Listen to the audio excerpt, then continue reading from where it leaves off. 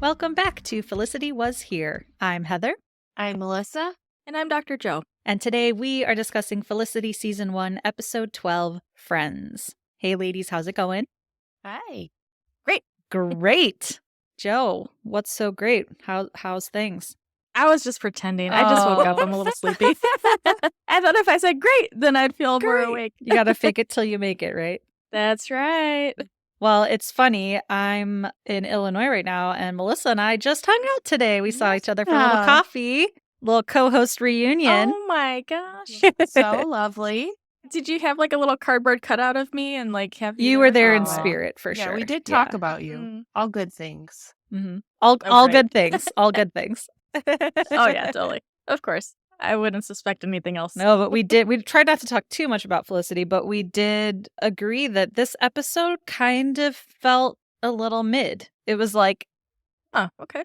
I don't know that I have a ton of big thoughts on the episode this It week. was kind of like a filler episode, in my opinion. You know, these shows in the 90s had like 25 episodes a season, so not every single episode can be super jam-packed with important stuff. There was some important things here, but yeah. Right. It felt like more maybe they were setting up, at least especially with Julie, like I feel like they were setting things up for some other arcs for the rest of the season. But yeah, like even the whole vending machine thing, I'm like, what was the point of that storyline, you know? So maybe you'll have other thoughts. I'll be interested to hear. Oh, okay. We'll see. I mean, I have some thoughts, but I don't know if I can justify a filler episode. We'll see. We'll see. I'll do my best. Well, to catch everyone up, last week on Felicity and Noel officially became boyfriend and girlfriend, even though Felicity found out that Ben and Julie spent winter break together in Vermont. But both couples have decided to take things slow with each other, but at least now everything's out in the open. Felicity and Noel are together, Ben and Julie are together, everyone knows it, no more secrets, right? So that's kind of where we left off last week. In this episode,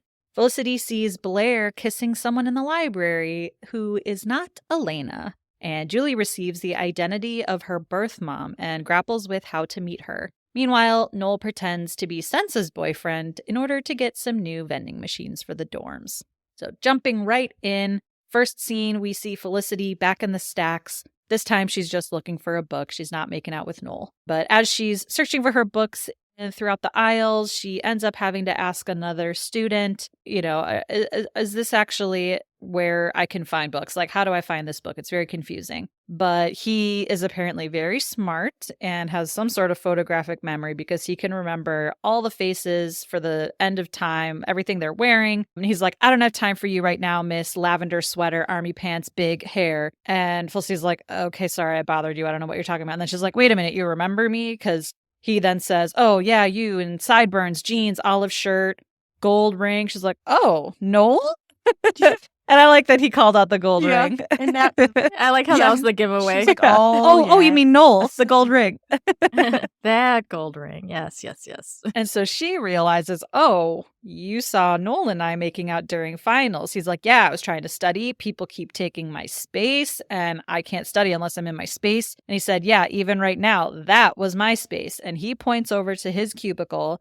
Felicity looks over and who is in his space now but Blair? And he's kissing someone. And as they pull away, she sees that it is not Elena.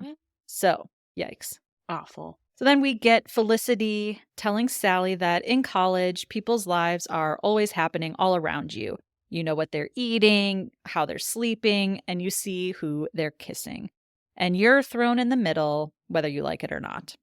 So I think the one thing that I found particularly interesting this week is that Felicity's kind of thrown into the role, into the middle of things, whereas normally she's inserting herself into the middle of all these situations and being a Badinsky. But this time she didn't really choose to see Blair at that point. So I think it's kind of interesting to see how she deals with this now in a situation that she kind of had no control over being inserted in the middle of. It seems she doesn't like it that much.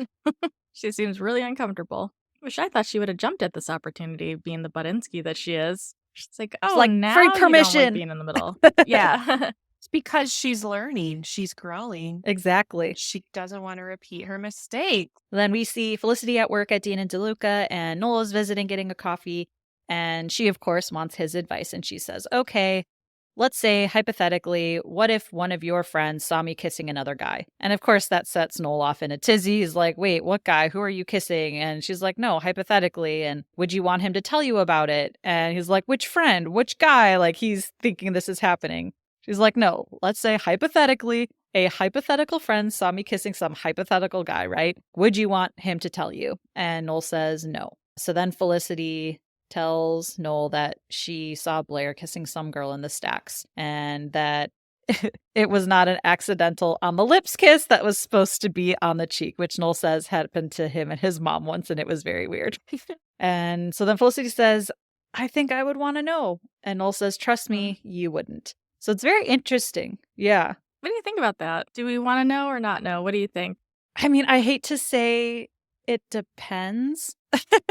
But I don't know. I could see where if it's like a new relationship, I don't know. I feel like it kind of depends on the situation and like how long have you been friends with this person? How sure was she that she saw? Because it was kind of far away. I don't know. I think it depends. Yeah, that makes sense. I feel like mostly I would want to know, but I think it's interesting that Noel's like encouraging her to stay out of it because he kind of tends to do that when it comes to relationship stuff to advise her like, oh, don't tell them yet or just wait. So that seems typical for him, but I'm curious that she didn't just leap in. And again, yeah, you say she's learning, but I think of all the times it would have been appropriate for her to insert herself, this would have been the time. And this is the time where she pulled back the most. So I thought I was like, well, I guess, I mean, it's a trial and error thing. Learning is learning, I guess.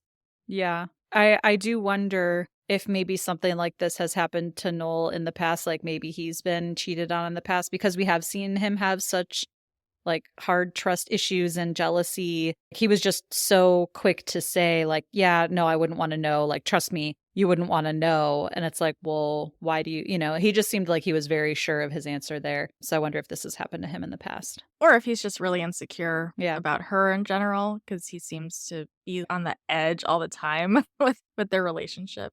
Then Felicity and Elena are grabbing food in the cafeteria, and Elena's rambling on about electrons. But Felicity's obviously acting weird because she doesn't know what to do or say to Elena. And she tells Sally, like, there's no easy intro into telling someone something like this. There's nothing, you can't just say, like, funny thing. However, that is how she decides to start to tell Elena. So Elena can tell, she's like, you're acting weird, what's up? And Felicity says, funny thing. And she kind of stalls and says, you know what, nothing. And then kind of starts again, like, well, yesterday I was looking for this Faulkner book. Like, she's about to tell her about the library situation. But then all of a sudden, another girl, the girl that Blair was kissing, comes up to Elena and sits down right next to her at the same table as them and just kind of launches into how boring this one professor is that she has. And Elena introduces her as Tara, her friend from way back who just transferred to the same university. And I'm like, you just transferred this new quarter. We're like second episode in from winter break, right? And she's already somehow like with her best friend's man. Like, Tara moves quick. Yep. She does not mess around. I mean, she does. Boom. So yeah, she meets Tara and now gets real quiet about the situation and doesn't tell Elena now, obviously. And so they all keep chatting, and now Felicity just looks even more conflicted now that this person is an actual friend of Elena's. That's awkward for sure. Oh yeah. Then we go to the mailroom where Julie is, and she looks like she got some very important mail. So she goes straight to the loft and tells Ben that this private investigator found her birth mom. Her name's Carol Anderson. She owns an architectural firm. She's 36, and she was 18 when she gave Julie up. So she was also like a freshman in college. And Julie's really excited by this. Like, she's like, okay, great. Now I get to knock on the door and meet my birth mom. But Ben is not quite as, I guess, excited or enthused for her. He's more questioning, like, how do you know this is real? Who is this guy? And, how are you actually going to approach this? You haven't seen her in 18 years. You're just going to go knock on the door. So Julie's just seems very confident in what she's going to do. And Ben's like, well, what happens if she doesn't want to see you? And Julie says that she wasn't given a choice when her mom gave her up. So why should she get a choice? Why should her mom get a choice now? Oh boy. So yeah, this was kind of intense. Like, I could see that Ben is trying to support her and, like, have her think things through. Mhm. But also, it's just really hard to see, like, Julie's so excited to then have someone kind of bringing her back down a little bit, but she might need a little bit of a reality check. And I can tell he just doesn't want her to get hurt because he's had that kind of relationship probably with his parents, you know? So he's probably trying to protect her. Right. Yeah. Yeah, that was hard to watch a little bit because you do see that he cares, but yeah, it's like she's floating way up high, and he's like, "Let me burst your bubble real quick." But I think in this case, it would be better to have your bubble burst by your boyfriend than by your bio mom, who colossally lets you down. So it's a big buildup, a lot of pressure around that meeting. And it just seemed so fast. I mean, I guess she's probably thought about this for a long, long time, but it just seems so Right. fast to like get the information and be like, all right, I'm gonna go knock on her door, like not think through, all right, how do I want to handle this? So I can see where Ben's coming from for sure, where it's like, all right, take a beat. You've got the info, maybe wait a little, but she's clearly, yeah, thought about this for her whole life and is probably eager to know. Yeah. I think in my role as a therapist, I definitely am a bubble burster sometimes because I could see myself kind of saying, like, yeah, that's great. And let's plan ahead. Like, how are we going to manage this? If there is a disappointment or a rejection, how are you going to navigate that? So if I was her therapist, I would absolutely want to do some preparation and not just be like, okay, have fun. Let me know how it goes. But as a boyfriend, that's obviously a different role than a therapist, but he has a sensitivity to him and thoughtfulness. So I could see why he kind of was inserting his caution and desire to protect her. Well, he also just spent the last month caring for her after this previously huge life event that happened to her. So he's probably like, okay, she's already very fragile. So here, what happens when another serious blow happens and she's knocked down again? Really worried about the compounded effect. Yeah. Because he's going to have to deal with that on some level, even if it's not his problem. He's going to be the one who's supporting her the most, probably. And that's pretty draining to be a partner of somebody going through something really big. Even if you do care about them very much, it's still a hard thing to witness. Yeah. And I think he also is probably just so used to being let down by his parents that Yeah, definitely. he's just like this, that's probably where his mind goes to first. And yeah, he's probably again just trying to protect her. And like Melissa said, after what just happened with Zach, like he probably doesn't want her to go through something that huge now. Right. Things are just settling down, it seems. Like she seems to be in a good space. It's like, okay, we're coasting here. Like, why are we going to get back on the roller coaster? Which also the writers, man, they gave Julie some heavy material. Like we said, like we Yeah. just wrapped up with this rape arc and now it's like birth mom adoption. Like, man. Yeah, that's a lot. Heavy stuff. Yeah, this wasn't a filler episode for her.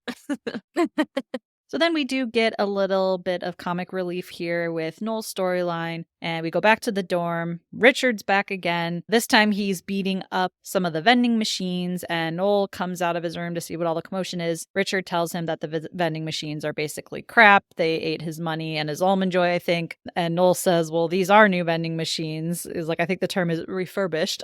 But Richard isn't happy with that answer and says that he still doesn't think Noel is fit to be an RA and that he can't wait until evaluations. And I'm like, I don't know if I ever really remember evaluating our RAs in college. We called them house fellows at our school. But yeah, I don't remember like actually giving an evaluation for them. Yeah, that's silly. And it's really interesting that an RA would be given that responsibility to acquire something of that value, like make such a big purchase. That seems like not something you would just hand over to a college sophomore, like, here's your budget, go acquire some vending machines for the floor. Like, what? Isn't somebody else supposed to be in charge of that? Does Daryl have a responsibility on his floor to get something else? Like, does he do pizza on Friday? Like, is it up to each floor to decide what they want to do on their own floor? Like, why does Noel have to get this just for their floor? Yeah, that's a good point. Yeah. It's hard to imagine other RAs in this position. It's like, why does... What about Astrid? Why couldn't Astrid jump in?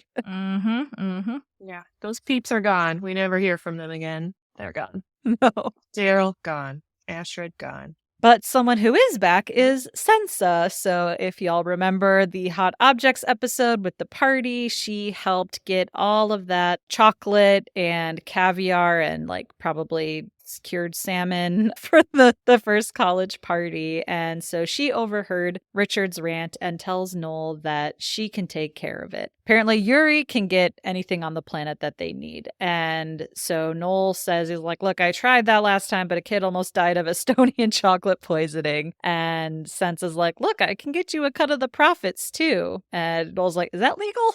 But Sansa says, you just have to come with me to meet my family again and we'll get the goods. I'll set you up with some new vending machines. Then we go back to Felicity. Now she's in the mailroom and Blair runs into her and Felicity tries to kind of scurry away, just like, oh, hey, what's up? I got to get to class. But as she's trying to get away, Blair says, so are we cool? Which is weird. Like, why would you just randomly ask that of someone? And Felicity turns around and says to him, like, Blair, I saw you.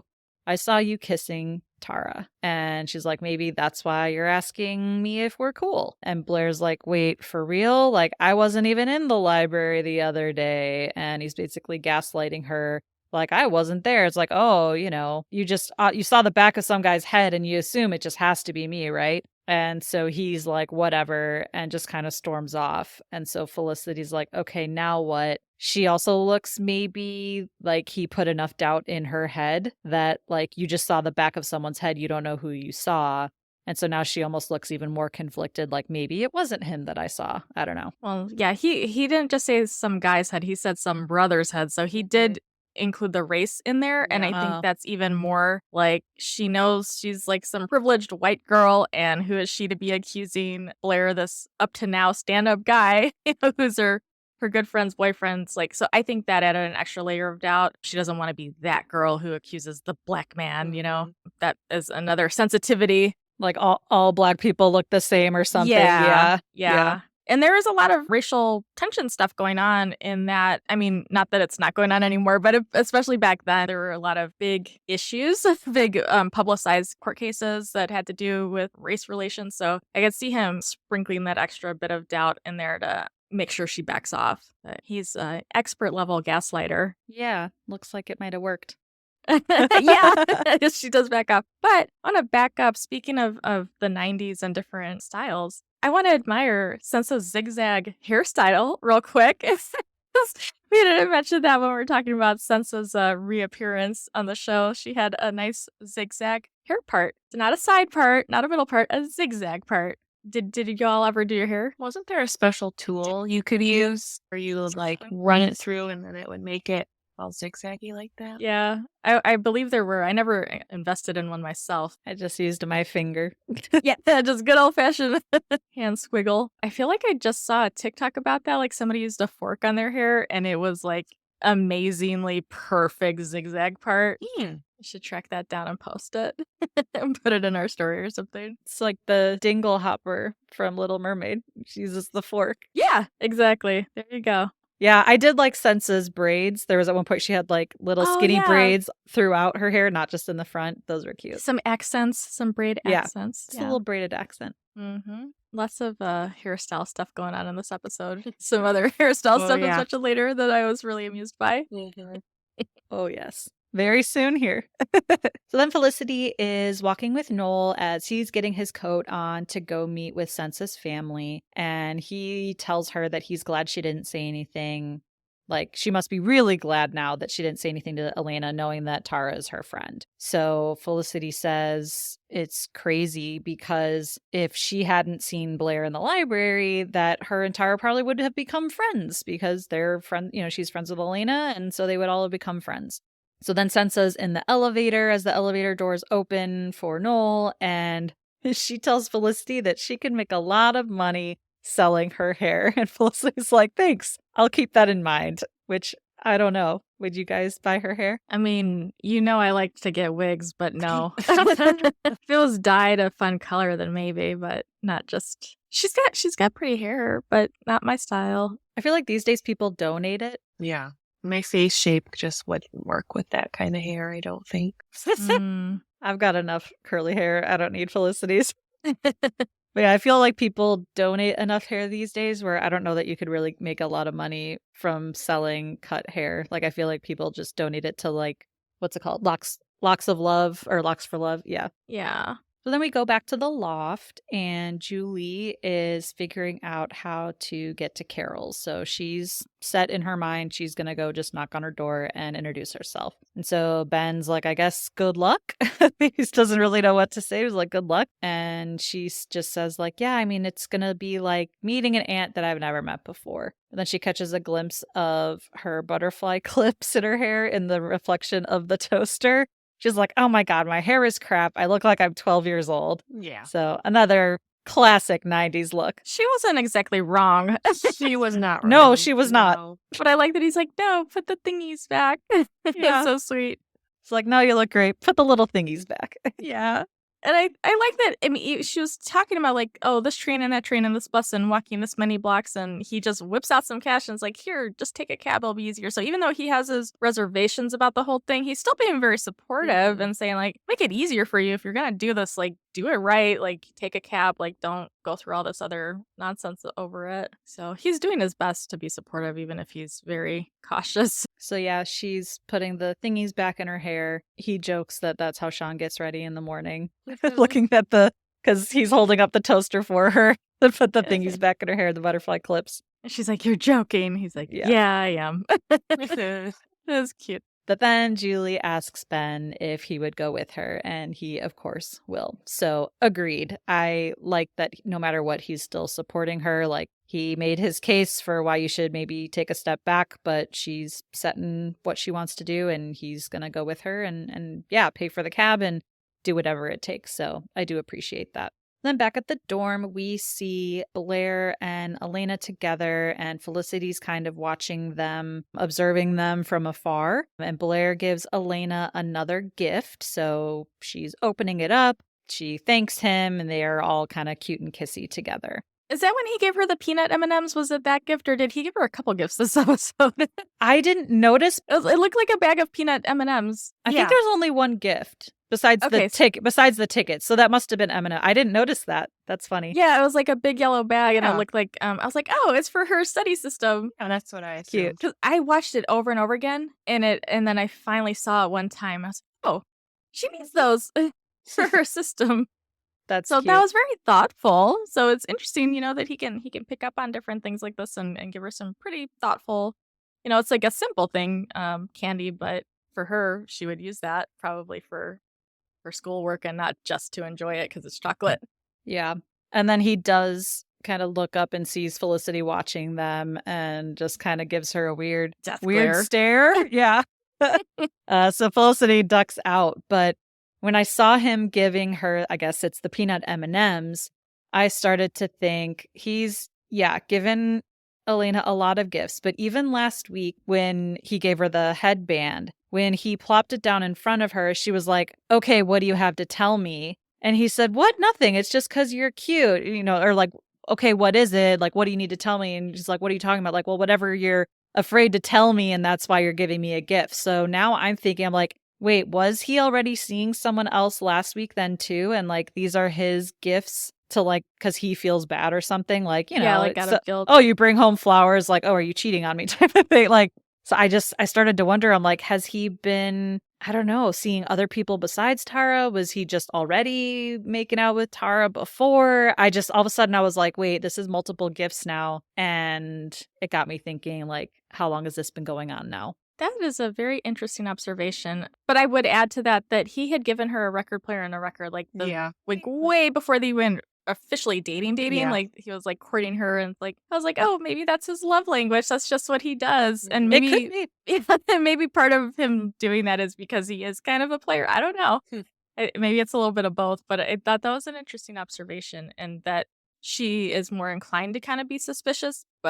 And she, like, when Felicity was acting weird, she's like, what's wrong with you? Like, you're acting weird. So it's interesting that she could miss different signals when something really is happening. We're very aware of that. And she's not confronting him or asking him, like, no, like, why are you acting weirder. We're not seeing those conversations on screen anyway. So I'm imagining they're not happening. Otherwise, we would see them. Or he's just gotten good at, because she does every step of the way, she kind of has questioned his intentions and pushed back. And so I wonder if he's just now earned her trust where she's not questioning things, but now her guard's down enough. I think unfortunately she needs to question things. But I mean, they are thoughtful gifts. That's the unfortunate thing. Like they're the very record player personalized. and the record, and it's like, oh, I can't play it. Well, here's a record player. Like it was really sweet, which is why it makes me sad about this whole thing. So this is so disappointing. Yeah.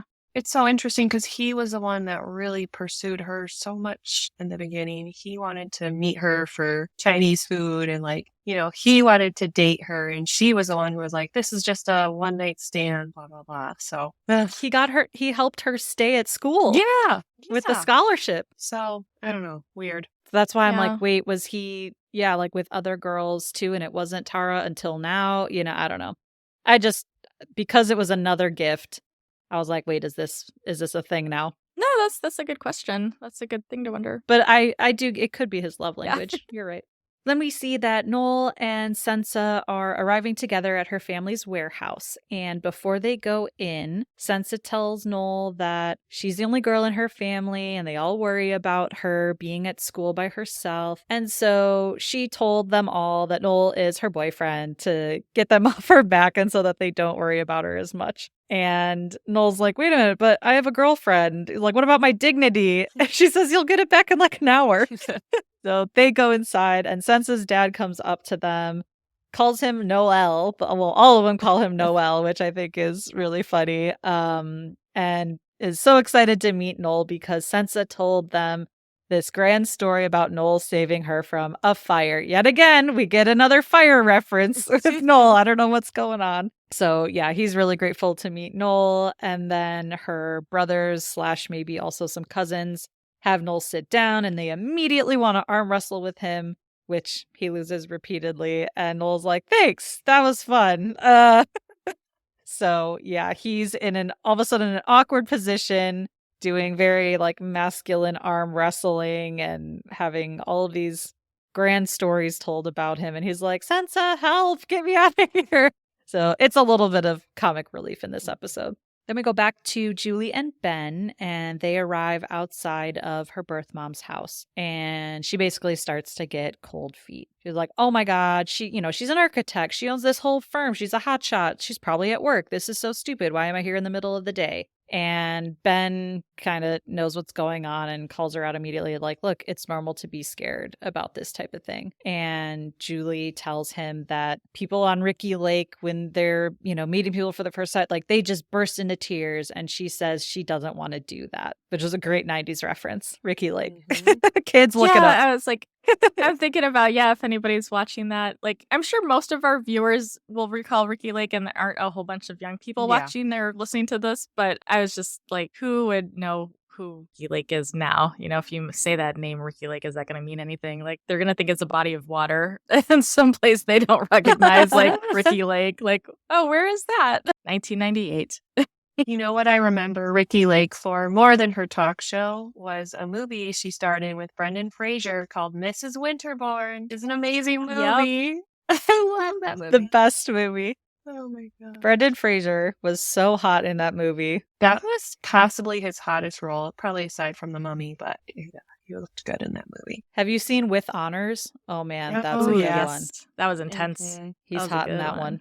Yeah, Ricky Lake. Wasn't she also in Hairspray way back in the day? Oh yeah, I think you're right. You're right. I don't know if it was on Broadway or in a movie. But yeah, I wonder what she's up to. Yeah, I wonder as well. And I just couldn't remember when I was thinking about the talk show. Like, was she on the talk show first, or was she doing the acting first? Like, how did that? Like, what order did that come in, or was she like simultaneously doing show? I think it was acting first. What? Really? Yeah. Because I feel like she was way younger in Mrs. You're Winterbourne. Probably right about that too. Yeah. It's just really interesting to reflect and ponder on Ricky Lake. Yeah, she was in Hairspray. But also, I wonder like how they picked her for a random talk show. Like, I don't think she was the biggest star. Like, not like a Drew Barrymore or Kelly Clarkson these days, right? Like, I thought she would have said like huge. Maury. I don't know if she was the Maury Povich. Well, but isn't he only known for his show, or was he an actor too beforehand? Well, she was talking about, being on a talk show and meeting people, so I would have thought, like, something like that, or, there was also, like, Sally Jessy Raphael, like, who else was Oh, her red glasses. Yeah. Yeah. Jerry Springer. That was the other big Yeah. one. Yeah, it's like, like, I feel like Ricky Lake is such an obscure reference out of all the ones that they could have chosen. That's, like, probably the most obscure one. I think that was one of the best ones, though. Like, I actually enjoyed watching that one. It wasn't just, like, people having fights like on Jerry Springer. Are you both looking it up? I feel like you're Yeah. both looking it up. Yeah, hell yeah. You know what? I went to Jerry Springer with Melissa's mom, by the way. Oh my God, that's right. I didn't get to go because I was too young. Yeah, I couldn't go. Wait, what? You went to the show? Yeah, we watched it. Melissa's mom took me and Melissa's brother. Weren't you guys like in the front row? Yes, we were. We were in the front row, and like somebody got into a fight, and like one of the chairs was like pushed aside, like really close to us. And the guy on the show, one of the guests, I remember his name was Country because I thought that was hilarious that his name was Country, and he was like a country dude, like a good old country boy. That sounds like a reality TV star person. Like, I'm country. I'm 36 years old. Yeah. I think Country was cheating on somebody is what happened, if I recall. Amazing. Well, Ricky Lake, we need to see what she's doing. She's still acting. She was in a movie Under the Christmas Tree. 2021. Yeah. I just went on her Instagram. She looks fantastic. If you look on her Instagram, she's gorgeous. Oh, Instagram. Good for her. And yeah, everyone do a rewatch or a first watch of Mrs. Winterbourne. Great movie. Yes. So back to Felicity, though. Julie doesn't want to burst into tears like on Ricky Lake. And Ben has a great suggestion. He says that he saw a payphone nearby. Maybe she could just try calling first. But Julie, all of a sudden, she's clearly just scared and wants to leave. She's like, what would I even say? She's not looking for me. Ben's like, well, how do you know? You don't know that. She's like, yeah, I do. Apparently, the only way that Julie could see her own records of who her mother is if her mother was looking for her too, which is very sad. Interesting. Oh, it's very sad, yes. But it's interesting that she's bringing this up now when he was asking all those questions like, oh, like, how are you going to take it if she rejects you? And she didn't bother to mention this then. But now that she's, because she didn't want to think about it. Yeah, exactly. Yeah. Like reality hit really hard, really fast in this moment for her. So then Julie decides to bail. She's too scared. So they both leave. But then back at the warehouse, apparently Noel has been drinking a lot of vodka and now he's really trying to sell this fire saving story that Sense had told. So he's recounting the tale, and then Sense's dad is like, Noel, you're a stick, you need to eat. And he hands him an entire sausage that's speared on a fork and gives that to Noel to eat. And I can say I am Polish. It's not Estonian, but Eastern European. I can say 100% accurate. This is how those families are. They're just trying to pump you with food and get you to eat, and especially sausage. So yeah, this is accurate. That's funny. I know my friend growing up, their family was from Portugal and they were constantly trying to feed me, which was great because back then I could eat so much and not gain any weight, but not so much anymore. I wouldn't set foot in their house today. Like I wouldn't be able to walk back out. And yeah, you can't turn down food, basically. You can't. That's like so offensive. Yeah, he takes the fork with the sausage, but he's like, you know what? Excuse us. And he pulls Sensa aside into like another back room or office. And Sensa says, oh, unfortunately, Yuri beeped me and he's stuck in Jersey or somewhere and he's not going to make it. But, we can meet again tomorrow. Noel's like, wait, what? Like he beeped you 2 hours ago, which was 7 sausages ago. So he's pissed. He's like, I didn't have to do all this, but Sensa's like, you looked like you were having fun. Like, she wanted him there to basically calm her family down. So I think he was having fun though, like bragging and like, making himself out to be this hero. He probably did like the attention. Arm wrestling, drinking vodka, eating sausages. It's a good time. Yeah, it was exciting. But now he has to come back the next day. So that is kind of a bummer. But then Felicity and Elena are studying together when I think in Elena's room, and Tara bursts into the room, tells Elena to turn on the radio, which is funny because kids don't listen to the radio anymore. But they used to, you never knew what song was going to play on the radio. And so their song was playing, their jam was on. And so she's like, turn on the radio, and they have a whole choreographed dance, like a TikTok dance to this song together. Felicity's just kind of still there sitting on the bed, watching them have fun together. But you can kind of tell she also doesn't really know what to think or say. She's kind of smiling, but to me, it looked like she was just kind of putting on a happy face for them. Yeah. Also, I don't think she had any relatable experiences to that, of her own. Like, I could, like, do you have any dances with your friends? You two probably have a dance together too, right? No? We were just talking today about how we used to do ribbon dancing together in my living room. Yes. Oh. I don't know if we have like a memorized dance specifically, but yeah. I feel like Melissa and I tried really, really hard to get the arms right from the Teen Witch dance. We did. We tried. Did we ever get it? We tried. We tried. I don't think so. I think we just really tried. Heather, do you know what we're talking about? Is that like the rap that they do? No, it's not the rap. We should find that clip and post it. Oh, okay. Final dance scene. Oh, no, it's not Top That. Yeah. Top That thing. I was like, it was like something. Top That. Yeah. That's funny. Best scene of any movie of all time. I think Robin Lively, who was the actress in Teen Witch, I think she posted her like redoing that dance or something recently for Halloween on Instagram. Yeah, I'll try and find it and send it to you. It was funny. You can post it in our Discord. Yes, I will post it in our Discord. So yeah, then Felicity tells Sally while she's watching them do this that eyewitness testimony has been known to be unreliable. And she's like, I mean, would I bet my life that I saw Blair in the library kissing someone? She's like, no, like Elena seems happy. The truth will probably come out anyway. And for anybody who likes psychology trivia, Elizabeth Loftus is a psychologist who did a lot of studies on eyewitness testimony. And I absolutely would reference her if I ever get called for jury duty, and I would be like, I know about Elizabeth Loftus, and they would kick me out immediately because she did a lot of work with eyewitness testimony and how unreliable they are. And if you ask questions a certain way, people answer the way, like how fast was the car speeding, how fast was the car going, like little words here and there like that can manipulate how somebody testifies and recalls, air quotes, remembers.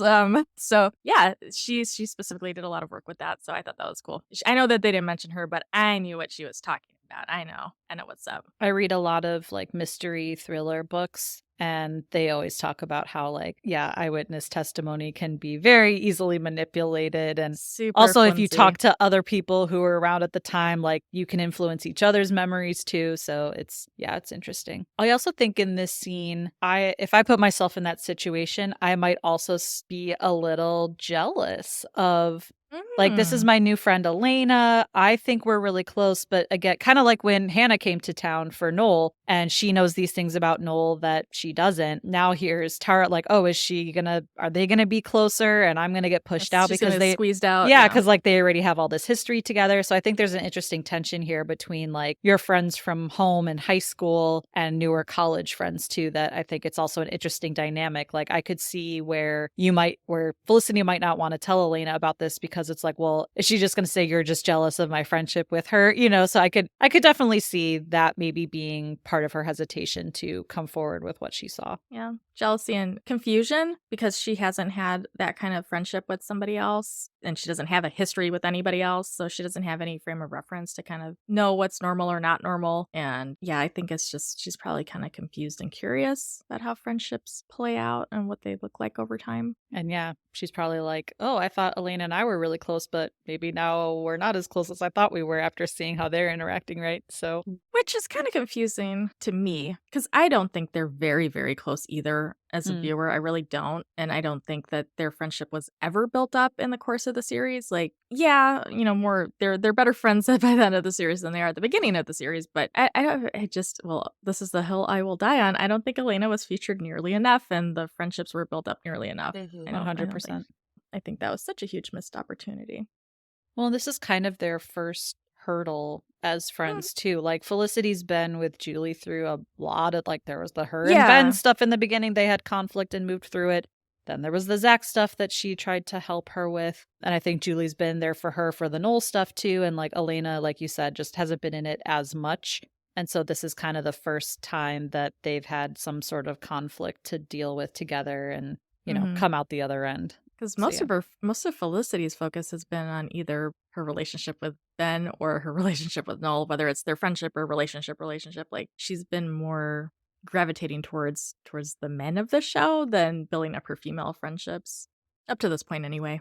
Yeah. But then Felicity visits Noel's room because he's back from Sensa's and he's a little drunk off the vodka.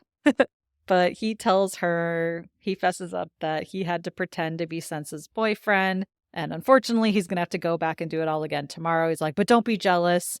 Felicity says she's probably supposed to, but that it's just too sad, the whole situation. And I thought it was really interesting. Like, Felicity's so much more confident than Noel in their relationship. She's like, I probably should be jealous, but I'm not. It's just too sad of a situation. So I thought that was super interesting because usually Felicity Yeah. overthinks and overanalyzes everything. And she just kind of was like, oh, it's kind of just funny, actually. Well, it's also probably because she like knows Sansa a little bit and like how ridiculous she is in her family. I think if it was some other girl, yeah, she would probably be more jealous. But And knows Noel too, and he's kind of obsessed with Felicity. Mhm. You know, That's we true. talked about people being obsessed with other people, and I feel like if anybody's obsessed with somebody, he's obsessed with her. He's very fixated on her and enamored with her, all those Yeah. things. That's true. And he's a very dedicated RA, so she's probably like, yep, you're doing it for He's the just vending doing, machines. yeah, he's just taking one for the team.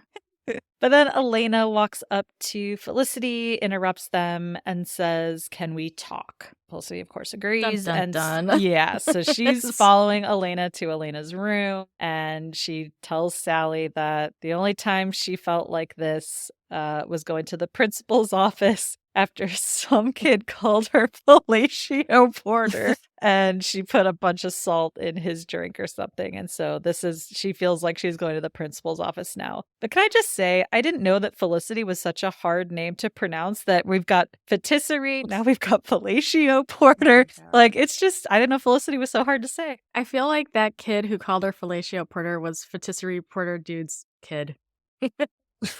And in my universe that I've built up in my mind, that's like the refrigerator dude's kid who called her that. I also thought it was kind of racy for this show for them to make that her nickname or whatever. Yeah, but kids, you know, kids Yeah. say wacky stuff. And she does say, like, I didn't know what it means, but I knew I didn't like it. Like, I knew Yeah. it wasn't okay. So, yeah, interesting. But she feels like she's getting walked to the principal's office. So she follows Elena into her room. She sees both Blair and Tara in Elena's room, kind of heads down, and they look like they're all about to get in trouble. So then Elena says, you saw Blair kissing Tara. And so, she's like, wait, what? Like, is this a question? And Blair's like, look, I said that she saw a mistake. And immediately I'm like, why did Blair tell Elena about Felicity saw me accidentally or saw something she didn't? I just thought it was really bizarre that it's like this whole thing started because Blair was like, she saw a mistake. He was I just wondered what probably happened just here. trying to Do you guys have thoughts? Getting ahead of Yeah, it. I was just gonna say he's probably trying to get ahead of it. He knows Felicity and how she can be a Budinsky she Budinsky, is. so he was probably like, she'll probably tell her, so let me tell her first, so it makes me look better. Yeah, I was thinking the same thing. Because he's so smooth, like the way he was gaslighting and Mhm. everything. Like, it's like, of course he knows how to navigate a situation like this. Because when he said, "Are we cool?" and she admitted that she saw them, like, why are you asking me that? You know, I saw you. Like, that's why you're asking. So that was enough of a signal to be like, okay, I got to do some damage control before this blows up in my face. So then, Blair and Tara explain that she apparently was upset about a breakup and she went to like thank him and kiss him on the cheek. But at the same time, he turned his head and they accidentally kiss and took a second too long or something to pull away. And again, my question is, how are Tara and Blair so close already? If she just transferred here, like, why is Blair the one consoling her about a breakup? Like, that was my big question. I'm like, how is this an explanation that makes sense for what was going because on? it's bullshit. Yeah, I know. Yeah, Elena's no dummy. But again, if he thinks he's being smooth and getting ahead of it, I'm like, I don't see how this situation makes sense. Yeah. So then Elena says, okay, show me. She's hardcore, man. That was such a badass move. Show me what happened. Putting them on the spot. And meanwhile, Felicity's just sitting here too. Like, she's having to watch all this play out, which is crazy. And so they're like, "Are you for real?" She's like, "Yeah, show me how this accidentally happens." So they role play, they don't actually kiss, but they pretend to get close or whatever. And Elena's like, "All right, Felicity, is that what you saw?" And Felicity's like, "Maybe it could have been." She's like, "It did happen to Noel and his mom once." What a dweeb. It was so classic. So My Felicity, yeah, is now thinking maybe that is what I saw. Again, she's got a lot of doubt in her mind. Maybe. I don't know. I was kind of disappointed because, like, it almost seems like she's defending this guy Blair more than she's backing up her girl, Mhm. Elena. Like, why are you working so hard to kind of help this guy cover up his tracks? And, self doubt or not, I don't know. Like, did he really get in her head that much, or is she just trying to avoid a conflict? Like, because this is a really uncomfortable situation, but it's kind of too late. Like, the conflict is here. It's happening. It's now. So I just kind of thought that was weird that she seemed like she was giving more loyalty to him than to her actual friend Elena. Yeah. It could be just that Noel's telling her not to say anything. Now she might be, thinking from previous situations, I shouldn't have gotten involved. So maybe she's just conflicted because, she doesn't know what to do now. It's like when I get involved, I'm in trouble. When I don't get Mhm. involved, I'm in trouble. So maybe she's just conflicted and doesn't know what to do. I don't know. That's rough. Well, it's a good thing Elena's no dummy, so she can read between the Well, lines. we'll see. I don't know. She's still not buying it. I think she can play the long con too, just like Yeah. Blair can. Okay. I think she's going along with it for now and being like, "Okay, okay, we'll see." Then we see at the dorm, Ben is at the vending machines. These are still the old ones, of course. And he's getting paydays out of the vending machine. Noel sees him, stops by. Of course, it works for him, puts in the money, the candy comes out, right? And Noel says, like, "Oh, like, of course it works for you, right?" And he's like, "I never would have pictured you as a payday guy." And he's like, "You picture me?" Oh my Which is gosh, funny. I died. So funny. You picture me? Which is like, Noel obviously isn't thinking about what candy that you eat, but it's just something to say, but it was very funny. Like, you think Yeah. about me. But Ben says that they're for Julie. She loves those things. So it's like, right, catch you later. And Noel puts money in, and of course, it breaks and nothing comes out. So just Noel's luck. The writers are really, laying it on thick at this point of like Mhm. how different Ben and Noel are, but that's okay. So Ben takes the paydays over to Julie's. She's in her room. He knocks on the door and Julie just says, like, "What?"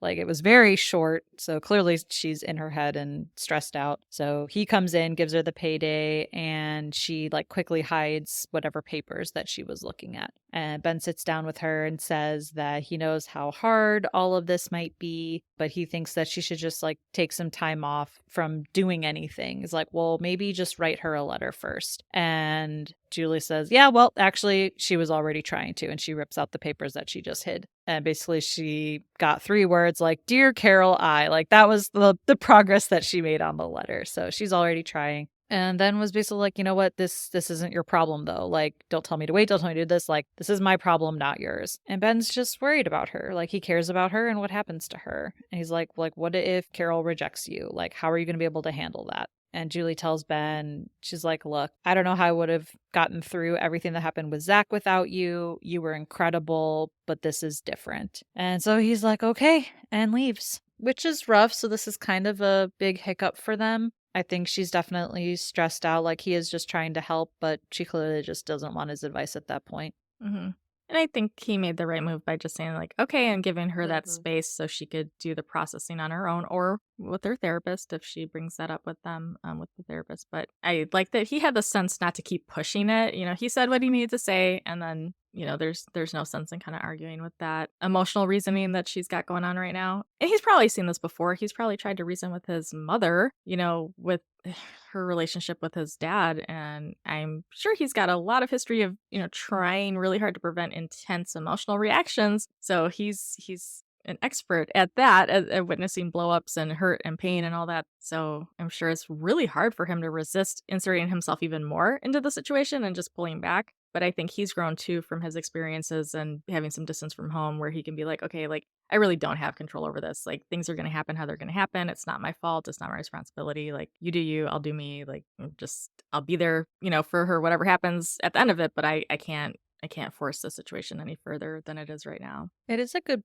point, though. I think, Joe, I think you said this earlier, that he is going to have to be the person to pick up the pieces, though, if something were Yeah, to like, he happen. probably had to do with his mom over and over again, so this is probably kinda activating for him, like, when she's like, "This isn't your problem," he's like, "It's not my problem," like, "It's gonna be. Mm.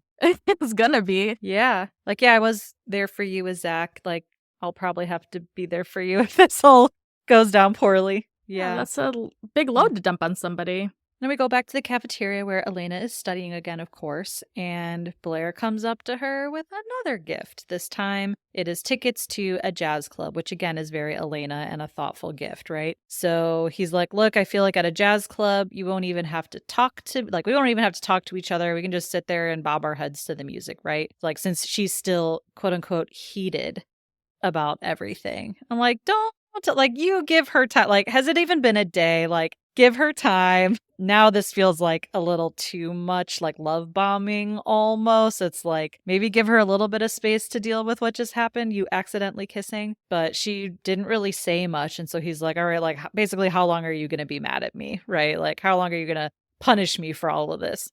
So she gets up and leans down and kisses him on the cheek, which, again, salty. And she said, basically, until I can get the picture of you and Tara taking a second to pull away out of my head. Mm. And then she walks away. I'm Yes. like, go girl. Mhm. Good. Get it. That's right. Yeah. Don't let him off the hook so He easy. can't buy you back with tickets and things and gifts. We see Julie then stops by Felicity's room and asks her why she makes tapes to Sally instead of writing letters. And Felicity tells her that she's just found that it's easier to express herself when she just talks, that she doesn't censor herself as much as in writing as when she's talking. So Julie asks her if she can borrow her tape recorder and doesn't tell her why yet. She's like, but don't worry, like tomorrow over breakfast or something, I'll tell you. And I was actually really proud of Felicity in this moment because she's just kind of like, okay, like, bye, Sally. I'll talk back soon, talk back soon. And Julie, say hi to Sally. And then she just like hands it over. Like, she doesn't push her like, no, really, what's wrong? What's going on? Tell me now. Like, I was actually kind of proud of Felicity in this See, moment this is what because I'm I feel like saying. in 3 episodes ago, she would have like, oh no, what is it? Tell me now. And she just kind of let it be. She's I liked growing. that. She's learning, you guys. I keep saying this. Yeah. You can see these subtle shifts in her Yep. character over this last few episodes.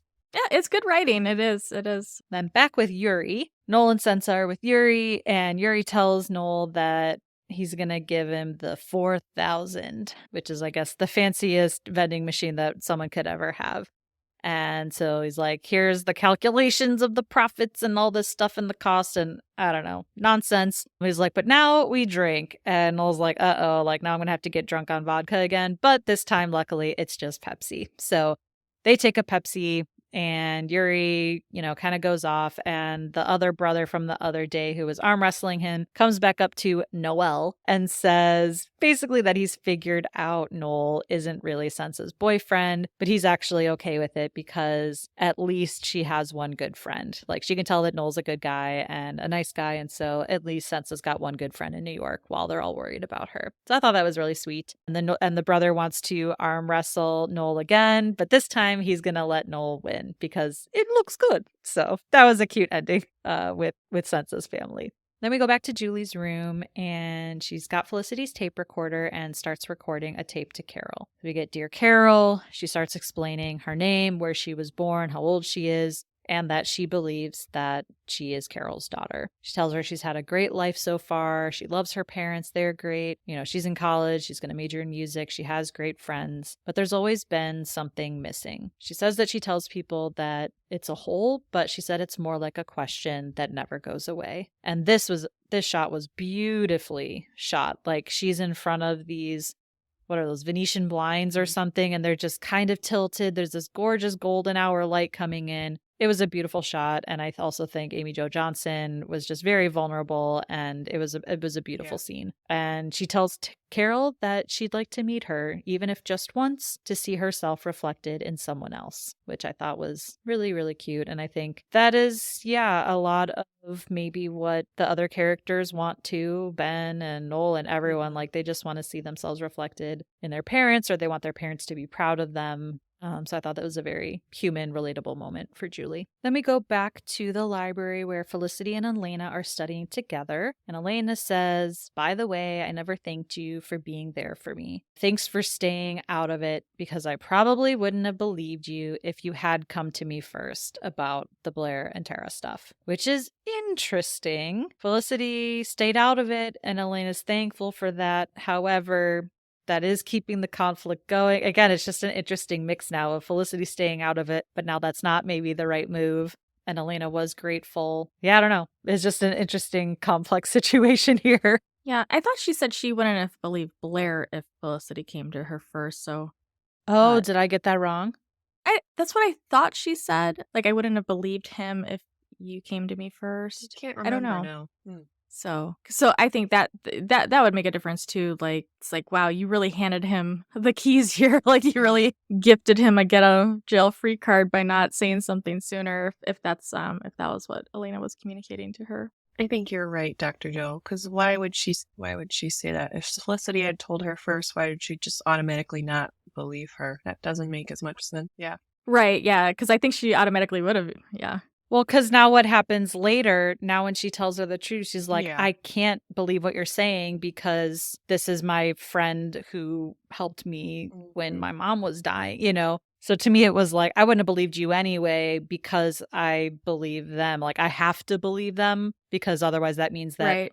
my best friend of so long is doing this to hurt me now. But I think that's why she did say I wouldn't have believed Blair if you came to me first, because she does have to hang on to that lie because the truth would literally hurt too much. Okay, I guess I'm confused then. Yeah, That's fine. We're all confused. Yeah, I'll go back and watch it again. I can also like re-record that piece. Yeah, we definitely. I'll edit all of this out. We gotta be authentic for our listeners, you know? I guess where they're like, wait, did they not watch the episode? Is she an idiot? You know, sometimes the captions are wrong and stuff like that too. I like, didn't and have I've the got bad captions on this hearing. time. Yeah. And I'll tell you something else. I don't know if you caught it at the end. The caption on Sally's tape at the end, it says Sharon instead of Sally. What? So yeah, I know. So sometimes mistakes are made. So I could have been watching the captions and like misread or misheard. That is very possible because I know that happened with some of Julie's lines too. So some of these lines are really low, and even with the captions, you can't 100% trust the captions. So I will rewatch though. we're only human, and technology is not always on our side. This is true. Huh?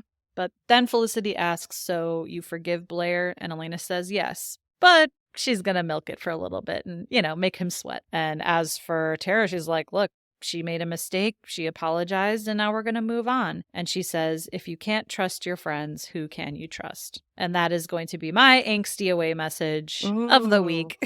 That's a good one. I was wondering what it was. I was trying to think. Yeah, I don't think it would be, you know, an everyday away message situation, but that's definitely like a vague Facebook post type of thing. Like, if you can't trust your friend, you know. Are you talking about me? I have nothing in particular.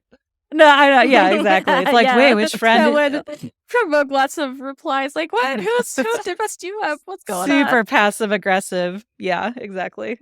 So Felicity starts pondering that and says she's going to the bathroom. And I think she actually has the intention of going to the bathroom, but on her way, she spots the photographic memory guy that saw her and Noel and saw Blair and Tara before. So she goes back to him and asks him if the couple that took his spot last time, if he's ever seen them making out in his space before. And he says, yep, three times before. So now Felicity's like, all right, I didn't mess up. I know that this actually happened. So Felicity sits back down with Elena and tells her, like, okay, actually, the kiss wasn't a mistake. You believed me before, but I wasn't telling you the truth. And Elena says, no, they said it was a mistake, so it was a mistake.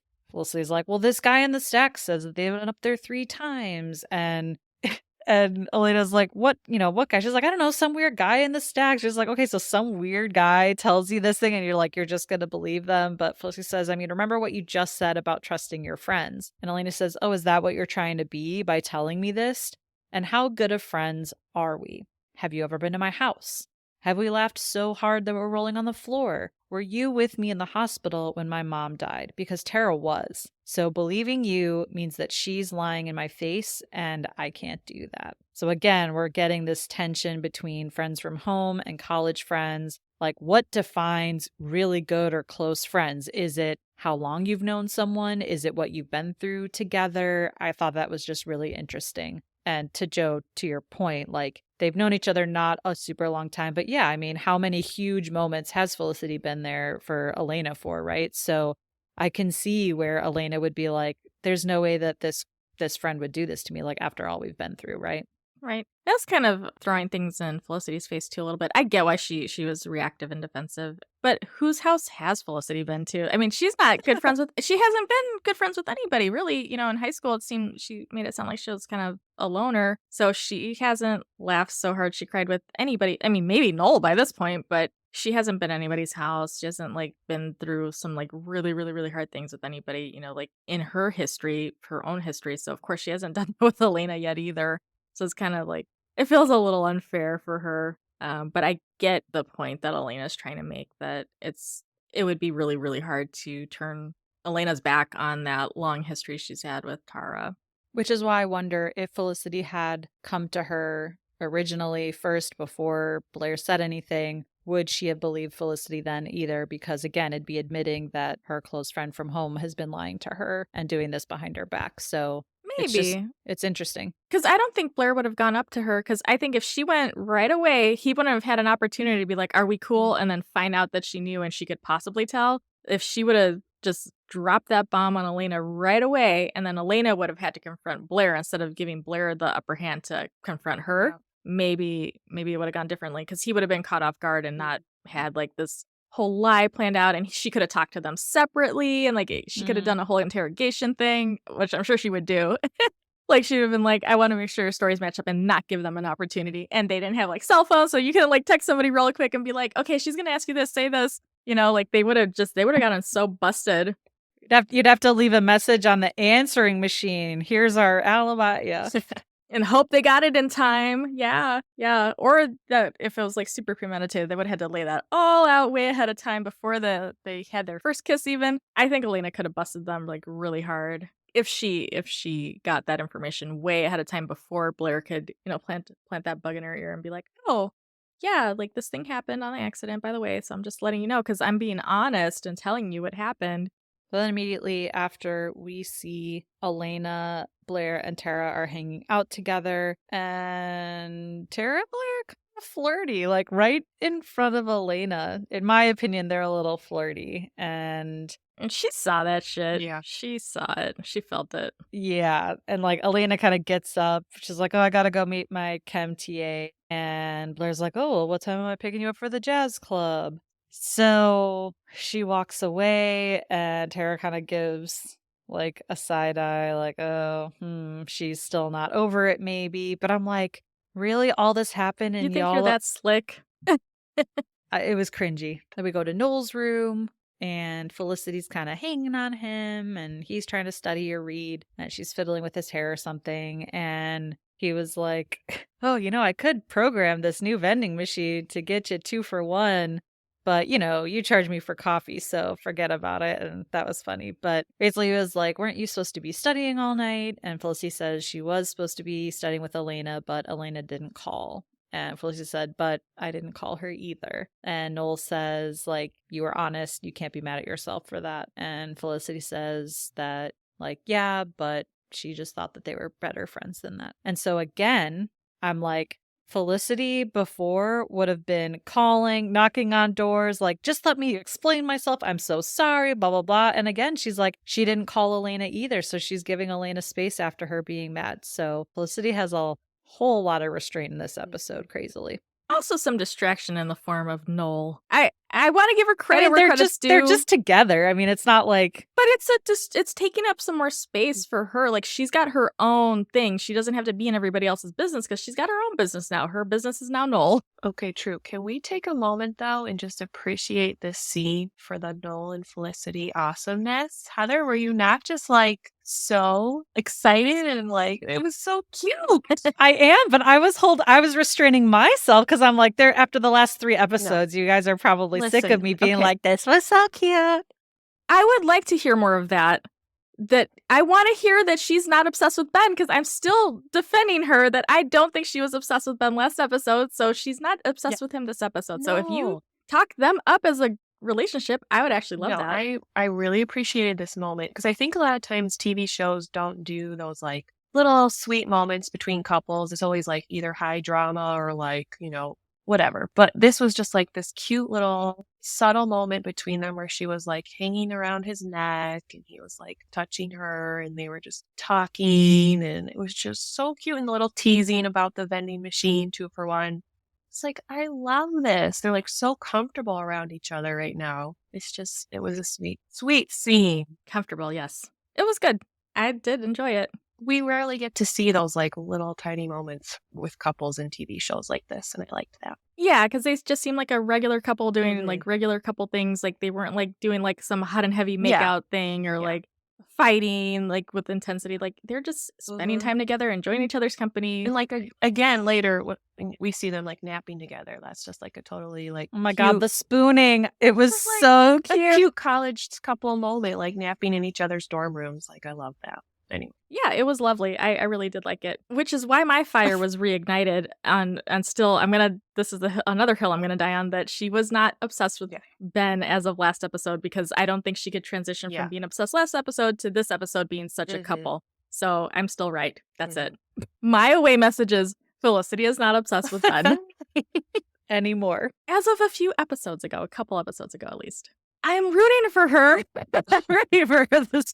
I would I'm love ready it for the if two of she them. were only obsessed with Noel, but that was always, she was still wearing the necklace, like she was still pissed that they kept all that. Anyway, we don't have I'll to. give you lingering feelings, but I don't like the word Yeah. obsessed. It's too strong. It's too Okay. extreme. But 1,000% yes, lingering Well, feelings. Noel didn't That's even fair. use that word. That was like Elena's word. She said, "You're obsessed with the idea that she's obsessed." Like Noel didn't. I feel like he did, but we'll rewind the tape on that later. Okay. Okay. We I'm don't moving have on to. now. I'm okay. I'm good. Yeah, reignite I old said fires. my piece. I said my piece. No, and I do appreciate that now they've just kind of settled into the relationship too. Like it's Yeah, not it felt very some new good. big conflict between the two of them that is, the end of the world. They're just there to support each other. And she's not jealous about the Sensa thing. It's just kind of funny to her. And he's there for her for this Elena thing. Yeah, I liked it a lot. And the spooning that comes later, that just kills me. Then we go to a fancy office building and we hear a receptionist answering the phone that it's Anderson something designs. I didn't have the subtitles on this time. Next time I will.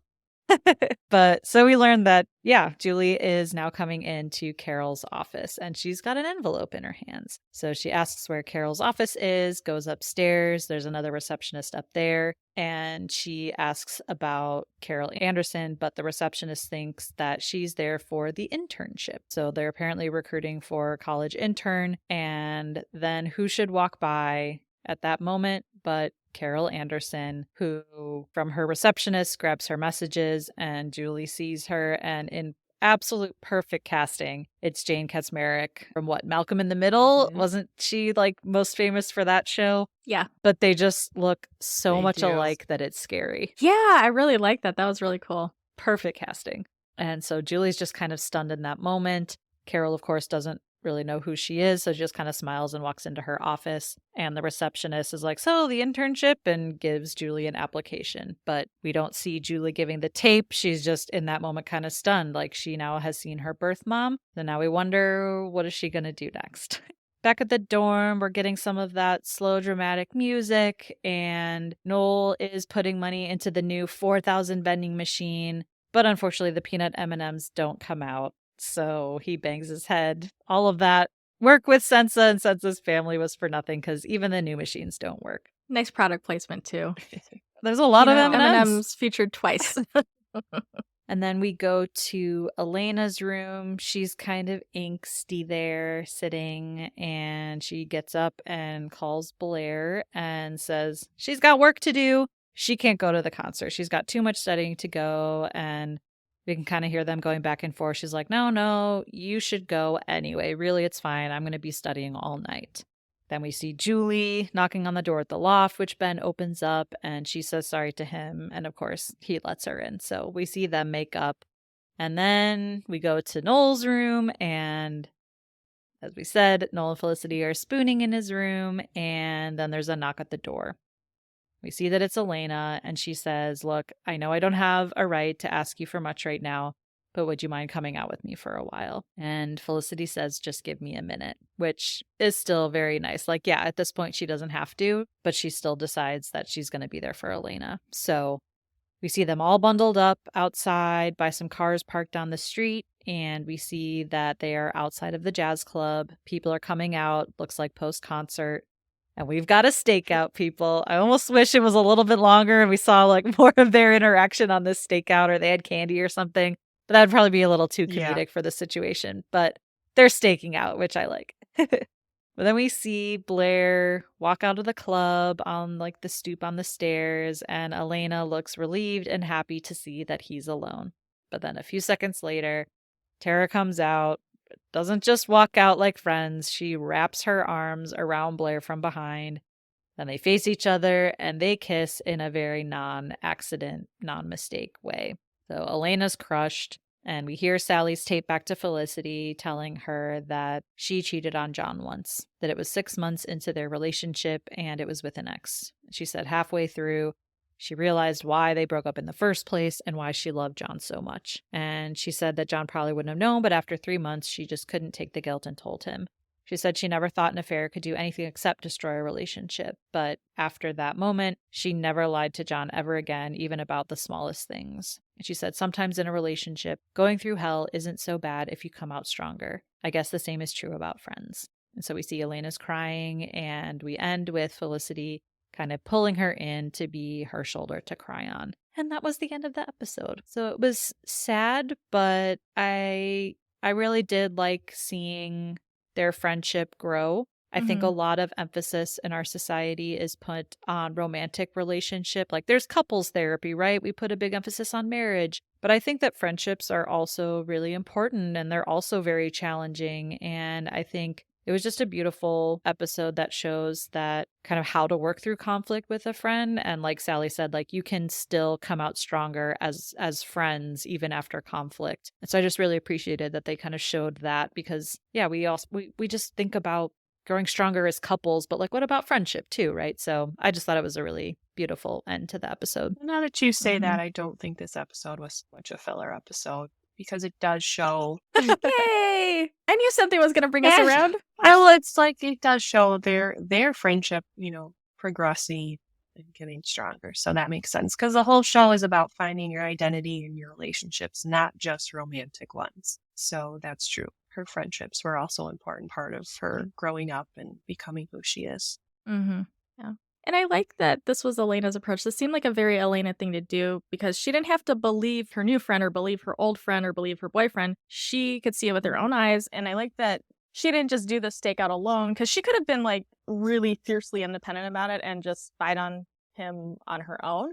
But she did say, yeah, come with me, because I think down deep she knew she would need that support, because I think she did know the truth underneath. Otherwise, why would she go through the trouble of doing a little stakeout? But I like that, she relied on the evidence, like facts that she could pull on. She didn't have to rely on believing somebody or another and kind of, I don't know, jeopardizing a friendship because she chose wrong. Like she could see it for herself. But yeah, I like that she pulled Felicity into that process, and she was allowing that vulnerability to happen, because there was a possibility that she would cry. She'd get her heart broken and she would cry, and she was vulnerable enough to let Felicity in on that. I like that that's the route that they chose for her to come to the truth, because that's so on brand for her character. And knowing that Felicity's the opposite and she's so emotional, it's like, okay, this might be emotional. Like I need my emotional person maybe with me too. Yeah, that's a good point. Maybe it's not a filler episode, but I also think the vending machine thing, I was like, so what was the point of this part? Like, I feel like I always try and find a common theme throughout all of their different storylines for all the characters. And I'm like, what was the vending machine point? Like, just that Noel's being a friend to Sansa, but like, she's not really a big character. Like, I don't know that we see her really again after this. I don't think we see her again. Yeah, this is the second and last time, I think. So I was like, what was the point of that? I think demonstrating trust, because the growth that you're pointing out, like Felicity was not freaking out and overthinking and being like, oh my gosh, she spent hours with her and he even got drunk and he met her family before he met mine and I don't know his family and blah, blah, blah. She could have spun out really easily, but I think that showed her growth and showed the trust that they have. Like, he can go put on this little performance and pretend to be somebody's boyfriend, and she's not going to freak out and he's not going to freak out. Like, it's okay. And I think Julie, like, this is obviously the start of a much bigger, longer arc for her about her adoption and her birth mom. So I think, I don't know, maybe it's not a filler episode, but it's setting up some yeah, it's like setting up some bigger things for the rest of the season too. But also, like, we just had a set of 3 episodes that were amazing, so they can't all be bangers, right? Yeah. Yeah. It's a slow burn. It's slower paced.